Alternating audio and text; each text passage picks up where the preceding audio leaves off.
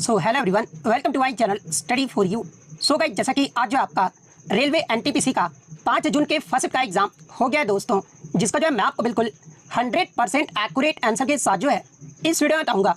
तो देख लेते हैं कि किस प्रकार के जो है आज आपके 5 जून के फर्स्ट के एग्जाम में जो है प्रश्न पूछे गए हैं। उससे पहले एक बात और दोस्तों, कि जिन्होंने भी अगर चैनल को सब्सक्राइब नहीं किया है तो रेलवे एनटीपीसी एग्जाम से रिलेटेड पर्पल की अपडेट के लिए जो है चैनल को सब्सक्राइब जरूर कर दीजिएगा, और बगल में ही आपको एक बेल आइकन यानी घंटे का निशान भी दिख रहा होगा, तो आप उसे भी जो है जरूर प्रेस कर दीजिएगा। तो चलिए वीडियो को स्टार्ट करते हैं। तो आपका पहला क्वेश्चन यहाँ पर आता है कि who one the WPL final इन 2025, यानी WPL 2025 का जो फाइनल है ना, ये किस टीम ने जो वो जीता है। तो देखिए, मैं आपको बता दूं कि WPL का जो फुल फॉर्म होता है ना, ये आपका वुमेन्स प्रीमियर लीग होता है, और वुमेन्स प्रीमियर लीग 2025 का जो फाइनल मैच है ना, ये मुंबई इंडियंस ने जो वो जीता है। और मुंबई इंडियंस ने फाइनल में जो ये किसे हराया था, तो ये दिल्ली कैपिटल्स को हराया था। और कितने रनों से हराया था, तो ये आपका 8 रनों से हराकर जो है ये मुंबई इंडियंस ने जो है WPL का जो वो दूसरा खिताब जो वो जीत लिया है। तो मुंबई इंडियंस आपका यहाँ पे करेक्ट आंसर होगा। इसके अलावा मैं आपको बता दूं कि ये जो आपका 2025 में जो आपका WPL हुआ था ना, ये आपका तीसरा सीजन रहा था। और इस टूर्नामेंट जो है यानी WPL 2025 जो है ना, ये जो टूर्नामेंट है ये आपका 4 स्थानों पर जो वो खेला गया था। और वो 4 स्थान कौन कौन से हैं, तो देखिए बेंगलुरु, इसके अलावा लखनऊ, मुंबई और वडोदरा, ये 4 स्थानों पर जो है ना WPL 2025 जो है आपका खेला गया था। इसके अलावा एग्जाम में यहाँ से एक प्रश्न पूछा जाएगा कि WPL 2025 का जो फाइनल मैच है ना, ये किस स्टेडियम में जो आपका खेला गया था। तो देखिए 2025 का जो फाइनल मैच है ना, ये आपके मुंबई के जो है ब्रेबोर्न स्टेडियम में जो आपका खेला गया था। तो ये फैक्ट भी आपको ध्यान में रखना है। अब देखिए WPL 2025 आपका एग्जाम में प्रश्न बन गया है, तो आप आगे की शिफ्ट में यहाँ से प्रश्न बनेगा कि कब से कब तक ये आपका चला था। तो देखिए WPL का जो आपका जो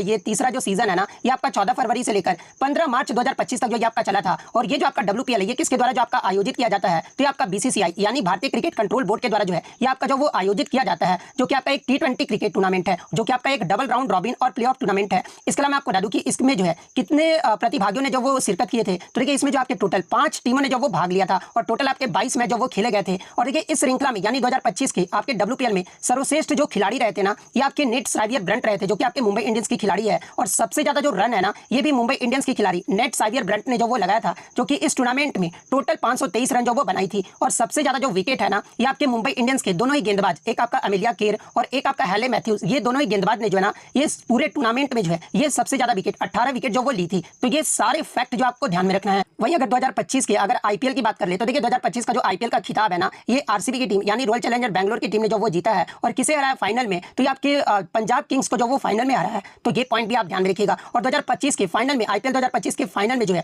आपका मैन ऑफ द मैच जो ये किसे चुना गया था, तो ये आपके RCB के प्लेयर जो है कुणाल पांड्या को जो वो चुना गया था।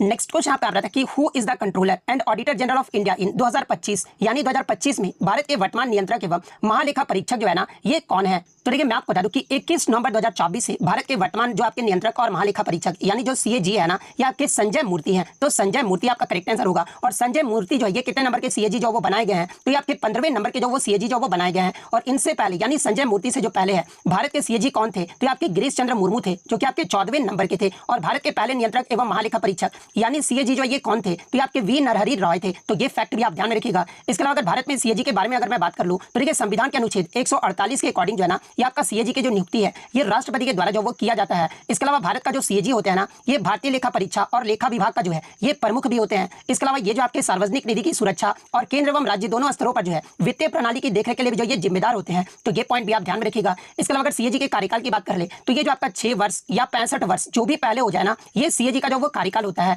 तो ये सारे फैक्ट जो आपको ध्यान में रखना है। नेक्स्ट क्वेश्चन आपका आ रहा था कि which state does the eastern coastline connects with, यानी पूर्वी तट रेखा जो है ना, भारत के किन किन राज्यों को जो ये आपका जोड़ती है। जहां पे ऑप्शन में आपका 2-2 राज्य जो वो दिए गए थे। तो देखिए मैं आपको बता दूं कि पूर्वी तट रेखा जो है ना, जो कि आपका बंगाल की खाड़ी के साथ जो है भारत के पूर्वी तट पर आपका स्थित है। और ये जो आपका पश्चिम बंगाल, उड़ीसा, आंध्र प्रदेश और तमिलनाडु जैसे राज्यों से जो है ये आपका जुड़ा हुआ है। तो ऑप्शन में आपका पश्चिम बंगाल और तमिलनाडु जो वो दिया गया था, यानी पेयर में जो वो दिया गया था, तो पश्चिम बंगाल और तमिलनाडु आपका करेक्ट आंसर होगा। इसके अलावा मैं आपको बता दूं कि भारत की सबसे लंबी जो तट रेखा है ना, ये किस राज्य की है। तो देखिए भारत की जो सबसे लंबी जो तट रेखा है ना, ये गुजरात राज्य की है। और इसकी जो लंबाई है ये आपका 1600 किलोमीटर है। तो ये पॉइंट भी आप ध्यान में रखिएगा। तो ये तो हो गया आपका पूर्वी तट रेखा के बारे में। अगर पश्चिमी तट रेखा के बारे में पूछा जाए, तो ये जो आपका गुजरात, महाराष्ट्र, गोवा, कर्नाटक और केरल को जो ये आपका जोड़ता है। तो ये फैक्ट भी आपको ध्यान में रखना है। नेक्स्ट आपका क्वेश्चन आ रहा था कि where did the Paika rebellion takes place, यानी पाइका विद्रोह जो है ना, ये कहां पर हुआ था। तो ये पाइका विद्रोह की बात कर ले, तो ये जो आपका एक सशस्त्र विद्रोह था, जिसे ईस्ट इंडिया कंपनी के खिलाफ जो है उड़ीसा के पारंपरिक मिलिशिया द्वारा जो इसे चलाया गया था। और ये जो आपका पाइका विद्रोह है ना, ये आपका वर्ष 1817 में हुआ था, जो कि बक्सी जंग बक्सी जगबंधु ने जो है ना इसका नेतृत्व जो वो किया था। और ये जो आपका पाइका विद्रोह है ये आपका उड़ीसा राज्य में हुआ था। तो उड़ीसा आपका यहाँ पे करेक्ट आंसर होगा। किसी बच्चे ने बताया कि पाइका विद्रोह कब हुआ था, ये पूछा गया था। तो कब अगर पूछा गया होगा तो 1817 आपका करेक्ट आंसर होगा। कहां पर हुआ था अगर ये पूछा गया होगा तो फिर आपका उड़ीसा जो आपका यहाँ पे करेक्ट आंसर होगा। इसके अलावा मैं आपको बता दूं कि आगे के शिफ्ट में यहाँ से प्रश्न बनेगा कि ये जो आपका ताना भगत आंदोलन है ना ये कब हुआ था और कहां पर हुआ था। तो देखिए ताना भगत आंदोलन की जो शुरुआत है ये आपका वर्ष 1914 में हुआ था और इसे जो आपका समाप्त जो है आपका 1920 में हुआ था। और इसी के बीच जो है ब्रिटिश भारत के छोटा नागपुर क्षेत्र में हुआ था। यानी छोटा नागपुर जो क्षेत्र ये कहां पर है तो ये आपका झारखंड राज्य में है। तो ये फैक्ट भी आप ध्यान में रखिएगा। और ये जो आंदोलन है ना ये आपका मुख्यतः उराव जनजाति के लोगों के द्वारा जो आपका शुरू किया गया था, जो ब्रिटिश अधिकारियों की नीति और स्थानीय जमींदारों के जो है शोषणकारी प्रथाओं के खिलाफ जो वो रहा था। तो ये पॉइंट भी आप ध्यान में रखिएगा। नेक्स्ट आपका क्वेश्चन यहाँ पर आया था कि which country has recently decided to withdraw from the China belt and road initiative. यानी हाल ही में किस देश ने जो है चीन की बेल्ट एंड रोड इनिशिएटिव यानी BRI में हटने का जो फैसला वो किया है। तो देखिए मैं आपको बता दूं कि 2 फरवरी 2025 को जो है ना पनामा देश ने जो है चीन के बेल्ट एंड रोड इनिशिएटिव यानी BRI से हटने का जो वो फैसला किया है। और ये जो फैसला है ना ये पनामा नहर क्षेत्र में चीनी प्रभावी के बारे में जो है चिंताओं पर अमेरिकी विदेश मंत्री मार्को रूबियो के साथ चर्चा के बाद जो है इस पर जो वो फैसला लिया गया था। तो पनामा आपका यहाँ पे करेक्ट आंसर होगा। अब देखिए आगे के शिफ्ट में यहाँ से आपसे प्रश्न बनेगा कि मई 2025 में जो है किस दक्षिण अमेरिका देश ने जो है चीन की बेल्ट एंड रोड इनिशिएटिव यानी BRI में जो है ना शामिल होने की घोषणा जो वो किया है। तो देखिए मैं आपको बता दूं कि ये जो आपका कोलंबिया देश है ना ये आपका BRI में जो है शामिल होने की घोषणा जो वो किया है। तो ये फैक्ट भी आपको ध्यान में रखना है। नेक्स्ट क्वेश्चन आप रहा था कि by whom was Vedanta college established in Kolkata. यानी कोलकाता में वेदांत कॉलेज की जो स्थापना है ना ये किसके द्वारा जो वो किया गया था। तो देखिए मैं आपको बता दूं कि कोलकाता में वेदांत कॉलेज की जो स्थापना है ना ये राजा राम मोहन राय के द्वारा जो वो किया गया था। और वेदांत कॉलेज की स्थापना राजा राम मोहन राय के द्वारा कब किया गया था तो आपका वर्ष 1825 में जो वो किया गया था। और देखिए इसका स्थापना करने का जो उद्देश्य था ना ये भारतीय शिक्षा और पश्चिमी विज्ञान दोनों में ही जो है पाठ्यक्रम उपलब्ध कराना था। तो ये पॉइंट भी आप ध्यान में रखिएगा। इसके अलावा अगर राजा राम मोहन राय की बात कर ले तो इन्हीं के द्वारा जो है आपका आत्मीय सभा की जो स्थापना है ना ये आपका वर्ष 1814-15 में जो है ये आपका कलकत्ता में जो वो किया गया था, जो कि बाद में जो है 1828 में जो है ये आपका ब्रह्म समाज के रूप में जो वो जाना जाने लगा। तो एग्जाम में यहाँ से प्रश्न पूछा जाता है कि ब्रह्म समाज की जो स्थापना है ये किसके द्वारा जो वो किया गया था। तो आपके राजा राम मोहन राय के द्वारा किया गया था। और कब तो आपका 1828 में जो वो किया गया था। तो ये फैक्ट भी आपको ध्यान में रखना है।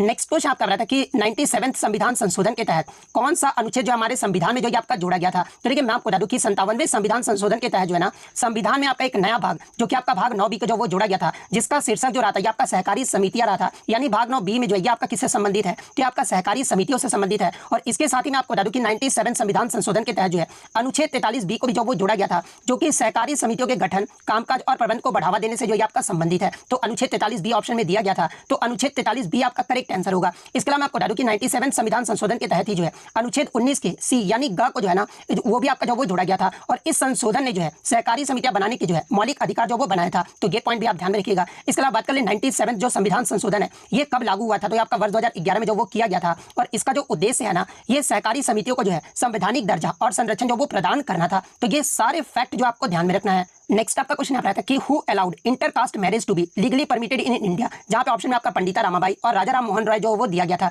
यानी किसने अनुमति दी थी कि भारत में अंतरजातीय विवाह को जो है ना ये कानूनी रूप से अनुमति जो वो दिया गया है। तो देखिए अंतरजातीय विवाह होता क्या है तो देखिए दूसरे जाति से विवाह करने को ही जो है ये आपका अंतरजातीय विवाह जो वो कहा जाता है। और देखिए मैं आपको बता दूं कि भारत में अंतरजातीय विवाह को कानूनी रूप से अनुमति देने के लिए सबसे महत्वपूर्ण जो प्रयास है ना ये राजा राम मोहन राय के द्वारा जो वो किया गया था। इसके अलावा ये सती प्रथा, बहु विवाह और बाल विवाह के खिलाफ भी थे। और वे जो आपके अंतरजातीय विवाह, महिला शिक्षा और विधवा पुनर्विवाह के भी जो है ये आपके प्रबल जो वो समर्थक रहे थे। तो आपके जो है राजा राम मोहन राय आपका करेक्ट आंसर होगा। ऑप्शन में आपका पंडिता रामाबाई भी जो वो दिया गया था। तो देखिए पंडिता रामाबाई जो है ना ये भी आपका एक समाज सुधारक थी, लेकिन उन्होंने जो है मुख्य रूप से जो है ये महिलाओं के अधिकारों और शिक्षा के लिए जो वो कार्य की थी। तो ये फैक्ट भी आपको ध्यान में रखना है। नेक्स्ट आपका क्वेश्चन आता है कि which of the following is an example of a chemical reaction. यानी इनमें से कौन जो है एक रासायनिक अभिक्रिया का उदाहरण है। तो देखिए अगर केमिकल रिएक्शन के उदाहरण की बात कर ले तो देखिए दूध से दही बनना, लोहे पर जंग लगना, इसके अलावा मोमबत्ती का जलना, भोजन का पाचन, पौधे का प्रकाश संश्लेषण, इसके अलावा किण्वित अंगूर, ये सभी जो है ना ये आपके रासायनिक अभिक्रिया के उदाहरण है। और आपके ऑप्शन में आपका एक दिया गया था लकड़ी का जलना। तो देखिए मैं आपको बता दूं कि लकड़ी का जलना ये जो आपका कंबसन यानी दहन नामक जो है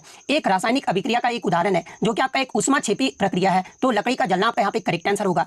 नेक्स्ट आपका क्वेश्चन आता था कि इनमें से जो है कौन कंप्यूटर के सीपीयू का भाग नहीं है। तो देखिए सीपीयू का फुल फॉर्म क्या होता है तो सीपीयू का जो फुल फॉर्म होता है ना ये आपका सेंट्रल प्रोसेसिंग यूनिट होता है। और सीपीयू को ही जो है ये आपका कंप्यूटर का ब्रेन जो वो कहा जाता है। और देखिए सीपीयू के आपके 3 मुख्य घटक होते हैं। और वो 3 मुख्य घटक कौन कौन से होते हैं तो देखिए पहला आपका एलयू होता है, सेकंड आपका सीयू होता है और थर्ड जो होता है आपका रजिस्टर होता है। इसके अलावा चौथा ऑप्शन जो आपका माउस दिया गया था। तो देखिए ये जो आपका माउस है ना ये कंप्यूटर के सीपीयू का हिस्सा नहीं है, या फिर माउस के अलावा कोई और भी ऑप्शन दिया गया होगा। तो ये 3 तो ऑप्शन में आपके दिए गए थे। इसके अलावा जो चौथा ऑप्शन होगा ना वही आपका यहाँ पे करेक्ट आंसर होगा। नेक्स्ट नेक्स्ट आपका क्वेश्चन आता है कि which of the following cities in India is about 24 degrees, यानी भारत में निम्नलिखित में से कौन सा शहर जो है ना 24 डिग्री के ऊपर है। तो देखिए मैं आपको बता दूं कि भारत के कई जो शहर है ना ये आपके 24 डिग्री के ऊपर अक्षांश पर जो वो स्थित है, और 24 डिग्री उत्तरी अक्षांश से ऊपर के कुछ प्रमुख शहर की अगर मैं बात कर लूँ तो ये जो आपका पहले तो आपका राजधानी दिल्ली आ जाता है, उसके बाद मध्य प्रदेश का आपका भोपाल आ जाता है, उत्तर प्रदेश का लखनऊ, राजस्थान का जो आपका जयपुर आ जाता है। तो ऑप्शन में जो आपका भोपाल जो वो दिया गया था, तो भोपाल आपका यहाँ पे करेक्ट आंसर होगा।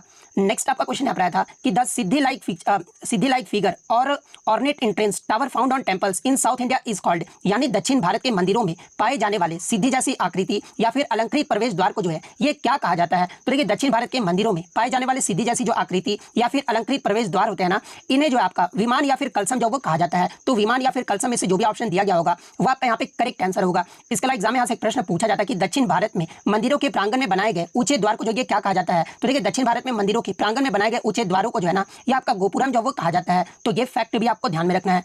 नेक्स्ट आपका क्वेश्चन यहाँ पर था कि प्राचीन काल में भुक्ति शब्द का जो अर्थ है ना ये क्या होता है। तो देखिए प्राचीन काल में भुक्ति शब्द का जो अर्थ है ना ये आपका राज्य या फिर प्रांत होता है, और ये जो राज्य को कई जिलों में विभाजित करता था जिन्हें विषय या फिर प्रदेश भी जो वो कहा जाता था। तो ऑप्शन में या तो आपका प्रशासनिक प्रभाग दिया गया होगा या फिर आपका राज्य या फिर प्रांत दिया गया होगा। तो इन तीनों में से आपका जो भी ऑप्शन दिया गया होगा वो आपका यहाँ पे करेक्ट आंसर होगा। नेक्स्ट आपका आता है कि when ammonium chloride is mixed with sodium carbonate after hydrolysis which get slightly acid, यानी जब सोडियम कार्बोनेट और अमोनियम क्लोराइड को जो है आपका मिलाया जाता है तो हाइड्रोलिसिस के बाद जो है ना ये कौन जो आपका थोड़ा एसिड जो वो देता है। तो देखिए मैं आपको बता दूं कि जब सोडियम कार्बोनेट और अमोनियम क्लोराइड को जो आपका मिलाया जाता है ना तो हाइड्रोलिसिस के दौरान जो है ये आपका अमोनियम जो क्लोराइड है ना ये आपका थोड़ा अम्लीय होता है। तो NH4Cl आपका करेक्ट आंसर होगा। और अमोनियम क्लोराइड जो है आपका अम्लीय क्यों होता है, क्योंकि अमोनियम आयन जो है ना ये आपका NH4+ पानी के साथ प्रतिक्रिया करता है और हाइड्रोजन आयन जो है ये आपका जारी करता है, और ये जो प्रतिक्रिया है ये आपका अमोनियम क्लोराइड को जो है ये आपका थोड़ा जो है वो अम्लीय बनाता है। तो अमोनियम क्लोराइड आपका करेक्ट आंसर होगा। नेक्स्ट आपका क्वेश्चन आता है कि the primary purpose of virtual memories, यानी वर्चुअल मेमोरी का जो है प्राथमिक उद्देश्य क्या है। तो देखिए वर्चुअल मेमोरी का जो प्राथमिक उद्देश्य है ना ये कंप्यूटर को रैम में भौतिक रूप से जो है उपलब्ध मेमोरी से अधिक मेमोरी का उपयोग करने में जो ये आपका सक्षम बनाता है। तो ये वाला ऑप्शन आपका करेक्ट आंसर होगा। नेक्स्ट आपका क्वेश्चन आता है कि वर्तमान में झारखंड में जो है किस पार्टी की सरकार है। तो देखिए वर्तमान में आपके झारखंड की बात कर ले तो जो आपका 2024 में विधानसभा चुनाव हुआ था उसमें JMM के नेतृत्व वाले गठबंधन ने जो है ना 81 में से जो आपके 56 सीटों पर जीत जो वो हासिल किए थे, जबकि बीजेपी के नेतृत्व वाले NDA जो सरकार है ना ये 24 सीटों पर जो है जीत जो वो हासिल कर पाए थे। तो मैं आपको बता दूं कि इसमें जो आपका हेमंत सोरेन जो वर्तमान में आपके झारखंड के मुख्यमंत्री है, और ये जो आपके JMM से जो वो संबंधित है JMM पार्टी से, तो ऑप्शन में आपका JMM जो वो जरूर दिया गया होगा। तो JMM आपका यहाँ पे करेक्ट आंसर होगा। नेक्स्ट आपका क्वेश्चन आता है कि भारत में बेरोजगारी जो दर है ना ये कितनी है। तो देखिए भारत में अनएम्प्लॉयमेंट रेट अगर बात कर ले, यानी मासिक सर्वेक्षण के अकॉर्डिंग बात कर ले, तो अप्रैल महीने 2025 में जो आपका अनएम्प्लॉयमेंट जो रेट रहा था ना ये आपका 5.1% रहा था। तो अगर अप्रैल महीने का पूछा गया होगा तो 5.1% आपका करेक्ट आंसर होगा। वहीं किसी डेटा के अकॉर्डिंग अगर पूछा गया होगा यानी सर्वेक्षण के अकॉर्डिंग, तो देखिए मैं आपको बता दूं कि PLFS यानी पीरियोडिक लेबर फोर्स सर्वे यानी आपका श्रम बल सर्वेक्षण के अकॉर्डिंग जो है ना भारत में बेरोजगारी दर जो है ये आपका कितना रहा है वर्तमान में, तो ये आपका 3.2% जो वो रहा है। तो 3.2% आपका यहाँ पे करेक्ट आंसर होगा। नेक्स्ट आपका यहाँ पे आता है कि नवंबर 2024 में डेयरी मिशन के तहत जो है प्रत्येक वर्ष नवंबर महीने में जो है ना ये कौन सा दिवस जो वो मनाया जाता है। तो देखिए मैं आपको बता दूं कि डेयरी मिशन के तहत प्रत्येक वर्ष 26 नवंबर को जो है ना ये आपका नेशनल मिल्क डे यानी राष्ट्रीय दुग्ध दिवस जो है आपका मनाया जाता है। तो राष्ट्रीय दुग्ध दिवस आपका करेक्ट आंसर होगा। नेक्स्ट आपका क्वेश्चन आता है कि लैंगिक असमानता सूचकांक यानी जेंडर इनइक्वालिटी इंडेक्स 2025 में जो है भारत कौन से स्थान पर जो आपका रहा है। तो देखिए मैं आपको बता दूं कि ये जो आपका जेंडर इनइक्वालिटी इंडेक्स है ये आपका UNDP के द्वारा जो है आपका मानव विकास रिपोर्ट 2025 के अकॉर्डिंग भारत जो है आपका GII में जो है ये आपका 102वें स्थान पे जो वो रहा है। तो 102वें स्थान आपका करेक्ट आंसर होगा। और ये जो आपका जेंडर इनइक्वालिटी इंडेक्स है ना ये आपका UNDP के द्वारा जो आपका जारी किया जाता है। तो ये पॉइंट भी आप ध्यान में रखिएगा। इसके अलावा मैं आपको बता दूं कि ये कितने देशों में भारत जो आपका 102वें पायदान पे रहा था। तो आपका 193 देशों में जो है भारत 102वें पायदान पे रहा था। वहीं अगर मानव विकास सूचकांक की बात कर ले तो ये मानव विकास सूचकांक में भारत का जो आपका रैंक रहा है ना 193 देशों में ये आपका 130वें स्थान पर रहा है। तो ये पॉइंट भी आप ध्यान में रखिएगा। और इसका आपका रेटिंग कितना रहा था, तो ये आपका 0.685 रहा था। तो ये पॉइंट भी आप ध्यान में रखिएगा। नेक्स्ट आपका यहाँ कि how many countries were included in the climate change performance index यानी CCPI यानी 2025 के जलवायु परिवर्तन प्रदर्शन सूचकांक में जो है कितने देशों को जो आपका शामिल किया गया है। तो देखिए 2025 जलवायु परिवर्तन प्रदर्शन सूचकांक यानी CCPI में जो है ना 63 देशों और यूरोपीय संघ के जलवायु संरक्षण प्रदर्शन का आकलन जो वो करता है। और ये जो आपका 64 संस्थाएं सामूहिक रूप से जो है ना ये वैश्विक ग्रीन हाउस गैस उत्सर्जन के लिए जो है 90% से अधिक के लिए जो आपका जिम्मेदार है, जिससे वे सूचकांक का जो केंद्र वो आपका बन गया है। तो 63 देश आपका यहाँ पे करेक्ट आंसर होगा। वही मैं आपको बता दूं कि भारत जलवायु परिवर्तन प्रदर्शन सूचकांक 2025 में जो है ना ये आपका 10वां स्थान जो वो प्राप्त किया है। तो ये फैक्ट भी आप ध्यान में रखिएगा।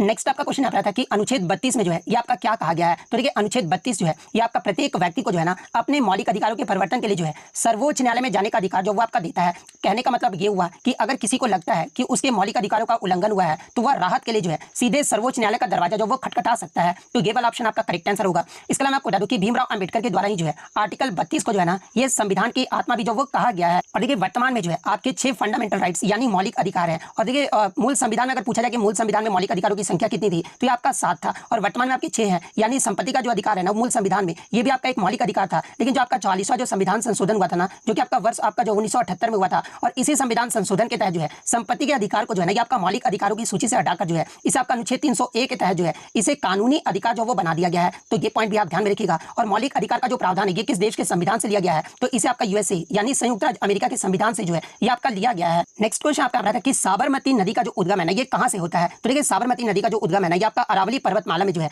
राजस्थान के उदयपुर जिले में जो है ये आपका तेपुर गांव से के पास से जो ये आपका होता है। तो अगर पर्वतमाला पूछा गया होगा तो अरावली आपका करेक्ट आंसर होगा। अगर राज्य पूछा गया होगा तो राजस्थान आपका करेक्ट आंसर होगा। इसके अलावा बच्चे के द्वारा जो है एक मैथ का प्रश्न भी जो वो मिल पाया था। मैथ्स में इस प्रकार से आपका प्रश्न था, डेटा आपका चेंज हो सकता है। मैं आपको बता दूं अगर आप बोलोगे तो मैं डेटा चेंज करके ही आपको मैथ के क्वेश्चन जो वो दे दूंगा। लेकिन इसी प्रकार से आपका क्वेश्चन पूछा गया था कि यदि मोहन को भौतिक विज्ञान में 72% अंक और रसायन विज्ञान में जो 68 अंक प्राप्त हुए 68% अंक जो वो प्राप्त हुए हैं तो यह मानते हुए कि दोनों विषय की जो भारिताएं हैं यानी वेटेज जो है ये आपका समान है तो मोहन को दोनों विषय में मिलाकर जो है मिलने वाले प्रतिशत अंक जो वो ज्ञात करना। इस प्रकार से आपका मैथ का ये क्वेश्चन जो वो देखने को मिला था। फिर मैं आपको बता दूं कि यहाँ पे आपका डेटा जो वो चेंज किया गया है लेकिन इसी प्रकार से आपका प्रश्न जो वो पूछा गया था। और देखिए मैं आप बता दूं कि जो भी फर्स्ट शिफ्ट का एग्जाम देकर आया ना तो इसके अलावा जो भी आपको क्वेश्चन याद है आप कमेंट करके जो क्वेश्चन जरूर बता दीजिएगा क्योंकि जब भी मैं आपको ऑल शिफ्ट का जो वीडियो रात में प्रोवाइड करूंगा ना तो उन क्वेश्चन को भी जो वो इंक्लूड कर दूंगा और वीडियो में आपका नाम भी ले लूंगा ताकि आपको अच्छा लगे। तो आप जितना हो सके आप लोग क्वेश्चन जो वो कमेंट करके इस वीडियो में कमेंट जरूर कर दीजिएगा। और जिनका भी सेकंड शिफ्ट और थर्ड शिफ्ट में एग्जाम है तो आपको मैं जो आपका डिस्क्रिप्शन है ना वहाँ पर आपको क्वेश्चन भेजने का लिंक जो आपको टेलीग्राम का दे दूंगा। आप वहाँ से टेलीग्राम पर पहुंचकर जो है सेकंड और थर्ड शिफ्ट का क्वेश्चन जो वो भेज सकते हैं। तो अगर वीडियो अच्छी लगे तो वीडियो को जो लाइक जरूर कर दीजिएगा